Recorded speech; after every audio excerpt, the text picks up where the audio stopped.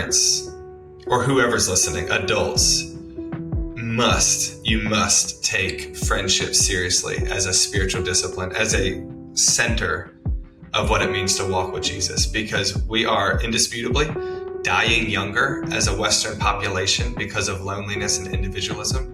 And it is to the church's shame, I think, that we look the same as the rest of culture here, because we, of all people, should know that God created us for community. We see it in Genesis that Adam was lonely in the garden with God before the fall.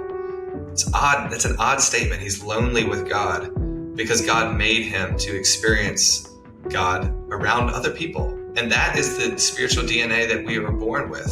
And this is why it makes so much sense that Jesus called us friends at the pinnacle of his speech at the Last Supper, that he's saying, you are my friends.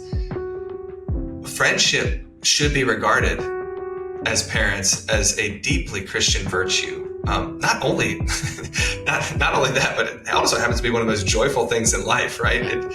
It doubles our joys and halves our sorrows, as I think J.C. Ryle once put it. So along the lines of we can't teach our children what we don't practice, I just want to shout joyfully, but hopefully convictingly and convincingly to parents that you must pursue friendship as a parent. And I know so many people are willing, I can see this because I've written both books on both of them. So many people are willing to say, I need to read a book on parenting.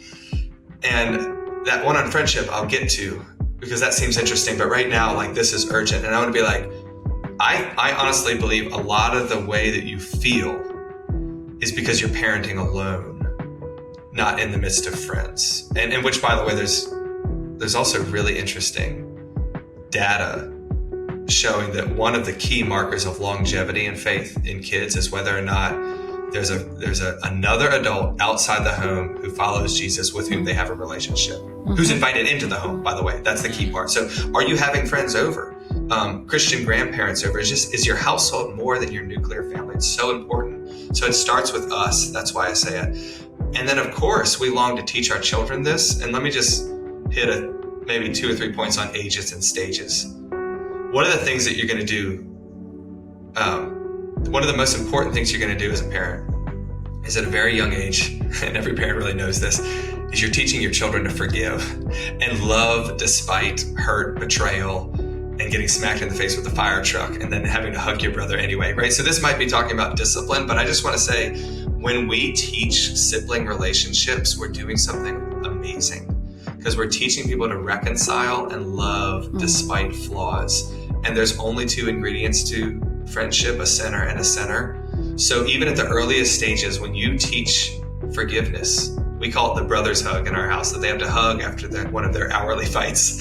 And until they both smile, they have to stay attached, hold on. And that's a little kid thing. That's not going to work forever. But that metaphor, hold on